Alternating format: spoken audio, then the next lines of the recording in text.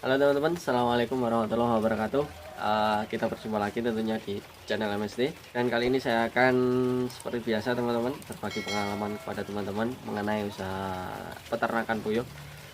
Jadi ini teman-teman, biasanya kan semua orang itu ingin usahanya itu selalu berjalan mulus, selalu berjalan lancar sampai sukses. Nah, seperti itu. Ada beberapa para peternak ya biasanya itu pemula ya, mengalami kegagalan dalam usahanya dalam beternak, jadi tidak bisa bertahan lama, akhirnya ya sudah tidak berkelanjutan lagi. Jadi ya sudah sudah tidak mau beli bibit lagi, istilahnya bangkrut lah. Nah, seperti itu. Jadi semua itu ada penyebabnya teman-teman. Jadi kita akan membahas penyebab dari kegagalan para peternak puyuh ya, sampai tidak tidak melanjutkan usahanya lagi dan akhirnya banting setir. Seperti itu. Jadi gini teman-teman, ada beberapa hal yang sangat penting sekali teman-teman, sebelum memulai usaha ternak puyuh ini. Jadi pelajari lebih dahulu mengenai usaha ternak puyuh ya. Kita belajar itu bisa langsung datang ke para peternak ya. Kalau di daerah saya itu banyak sekali para peternak puyuh dan mereka itu sudah senior, sudah lama-lama sekali dalam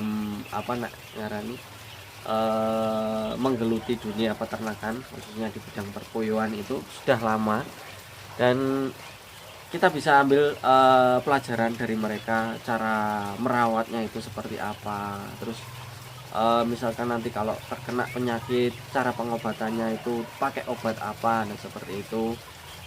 Intinya itu kita pelajari dahulu lah ilmu tentang peternakan puyuh ini. Jadi nggak asal kita usaha ternak puyuh kayaknya enak tuh, nggak terlalu nggak terlalu membebani. Maksudnya itu kita kan cuma kerjanya itu di rumah ya, nggak keluar rumah seperti itu.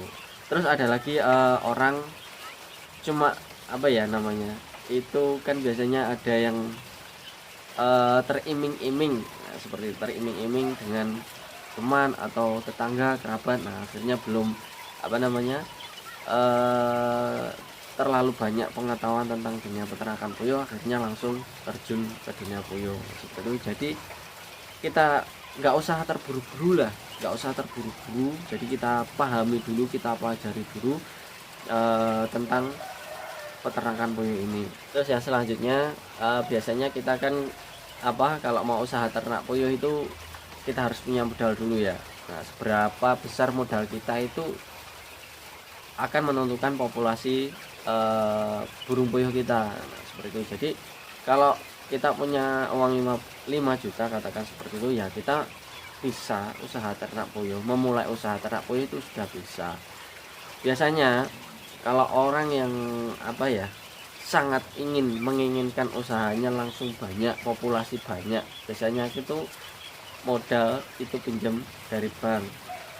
Kalau sudah tahu hitungannya, sudah tepat sasaran, tidak masalah sih teman-teman, kita pinjam di bank, asalkan uang pinjaman itu masuknya itu untuk usaha seperti itu. Jadi kita pinjam di bank 15 juta katakan seperti itu, atau 20 juta.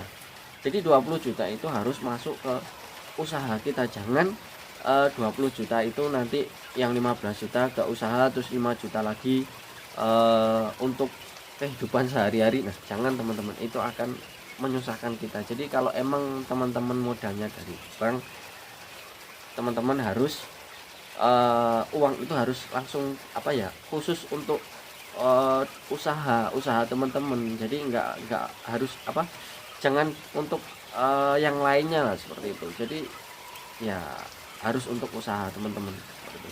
Kan tujuan teman-teman pinjam di bank kan untuk usaha. Jadi harus sesuai tujuan teman-teman.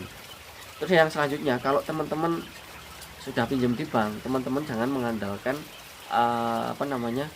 penghasilan dari peternakan puyuh. Jadi teman-teman harus mempunyai sampingan ya, walaupun teman-teman sudah misalkan pinjam di bank 20 juta, terus kayak kandang baterainya sudah punya seperti itu ya. Terus apa namanya, kapasitas atau populasi burung puyuhnya itu katakanlah teman-teman bisa beli 3000 ekor. Nah, walaupun teman-teman uangnya pinjam di bank, terus populasi ternak puyuh itu 3000 ekor. Nah, teman-teman jangan mengandalkan hasil dari ternak puyuh tersebut. Jadi teman-teman harus mempunyai sampingan. Jadi kalau sewaktu-waktu harga telur murah ataupun ada apa namanya produksi yang menurun, jadi teman-teman nggak khawatir lagi ketika nanti waktu setor ya, itu sudah ada apa namanya, sudah ada istilahnya, itu sudah ada uang yang untuk distorkan. Jadi nggak perlu apa bingung-bingung lagi ya. Kalau teman-teman mengandalkan dari hasil puyuh saja, ya itu tadi akan gagal teman-teman, kebanyakan seperti itu akan gagal. Jadi ya itu. Oke, terus yang selanjutnya yang apa yang menyebabkan para peternak gagal itu dari segi penyakit teman-teman. Misalkan kayak virus aratan ya. Kalau virus aratan itu kemarin ada teman-teman di daerah daerah Pare lah, daerah Pare sekitarnya, pokoknya masih di daerah Pare, tepatnya Kabupaten Kediri. Itu ada teman-teman peternak pemula, itu puyuhnya itu masih umur 3 bulanan teman-teman, dan apa ternaknya itu, burung puyuhnya itu terkena aratan teman-teman. Jadi hasilnya sudah 90%, terus apa umur puyuhnya itu masih 3 bulan. Tapi ya itu tadi teman-teman, ya mungkin apa ya, kita nggak tahu ya, semua itu akan terjadi, itu kita nggak akan tahu. Jadi ya itu tadi resiko dari ternak puyuh. Jadi kita sudah apa namanya, sudah berusaha untuk mencegah semua itu, mencegah apa namanya penyakit aratan itu menyerang usaha kita, usaha ternak puyuh kita. Jadi kita nggak tahu, akhirnya tiba-tiba itu penyakit tersebut menyerang, dan itu terjadi di salah satu peternak ya di daerah Pare. Itu sudah terkena teman-teman, akhirnya puyuhnya dijual, dan nggak tahu sekarang apa namanya bangkit lagi atau kapok. Kalau bangkit lagi sih masih bagus ya teman-teman. Jadi jiwa usaha ternaknya itu sangat besar. Jadi apa namanya, orang tersebut itu kalau orang yang sudah gagal misalkan terkena apa resiko, yaitu kan resiko dari ternak burung puyuh ya, terkena aratan, itu pasti kalau emang dia belum menyerah itu pasti akan bangkit lagi teman-teman.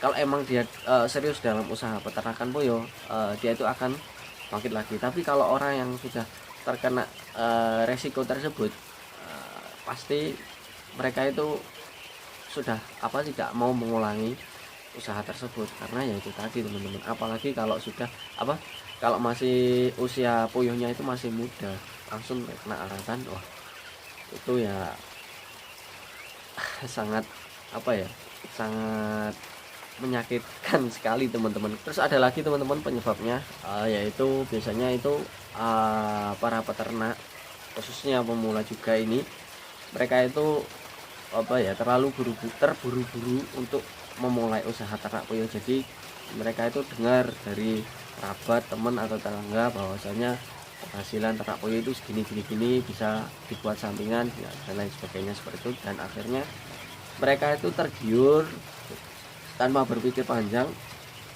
mereka langsung memulai usaha ternak puyuh, nggak peduli itu apa namanya waktunya itu tepat atau enggak, itu mereka itu tidak memikirkan seperti itu. Jadi waktu itu juga waktu memulai usaha ternak puyuh itu juga sangat menentukan sekali sih teman-teman. Jadi misalkan ya kalau cocoknya ya para pemula ya, biasanya kan itu kan usahanya mulai dari nol ya, masih awal.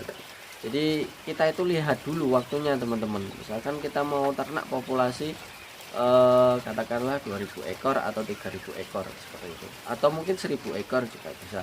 Tapi kita lihat dulu waktu yang tepat, misalkan ketika harga telur murah, nah itulah waktu yang tepat untuk memulai usaha ternak puyuh teman-teman. Jadi jangan dilihat harga telurnya murah terus kita tidak memulai usaha ternak puyuh, kita menunggu dulu usaha harga telur naik baru kita mulai usaha. Itu jangan teman-teman, itu salah.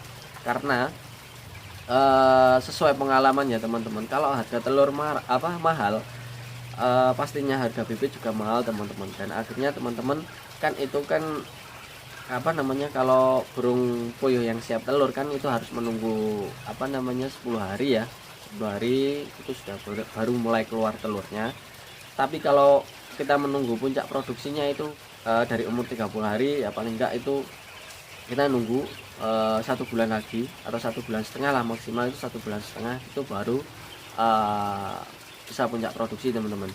Tapi biasanya kalau kita memulai usaha ternak puyuh di harga telur mahal, nah nanti ketika puncak produksi itu pasti harga telur sudah turun teman-teman, dan akhirnya teman-teman tidak jadi untung seperti itu. Jadi kalau teman-teman memulai usaha ternak puyuhnya itu ketika harga telur murah, nah ketika nanti sudah puncak produksi, saya yakin kalau harga telur puyuh itu akan mengalami kenaikan seperti itu. Jadi teman-teman bisa langsung mendapatkan untung double maksudnya seperti itu. Terus yang terakhir keseriusan dalam beternak teman-teman. Jadi sangat penting ya teman-teman, kita itu harus serius dalam usaha ya.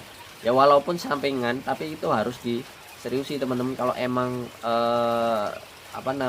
kita punya niatan usaha kita itu harus ingin tetap terus berjalan, ingin tetap terus langgeng kan seperti itu ya. Harapan semua orang kan seperti itu. Walaupun usaha sampingan kan juga mendapatkan penghasilan ya, yang kita harapkan itu pasti usaha kita itu awet seperti itu kan. Jadi ya kita harus dalam usaha tersebut, kita harus benar-benar menekuni usaha tersebut. Jadi kalau semua usaha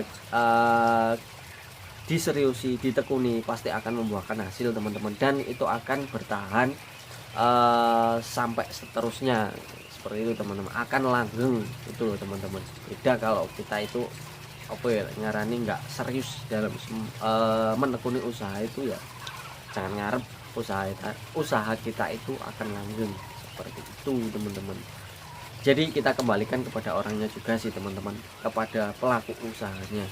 Jadi pintar-pintarlah dalam menekuni usaha teman-teman itu, apalagi di bidang peternakan puyuh. Harus telaten sih teman-teman kalau menurut saya. Dan mungkin itu dulu teman-teman video kali ini, kita berbagi pengalaman, kita sharing pengalaman, berbagi ilmu, dan mudah-mudahan bisa bermanfaat untuk kita semua.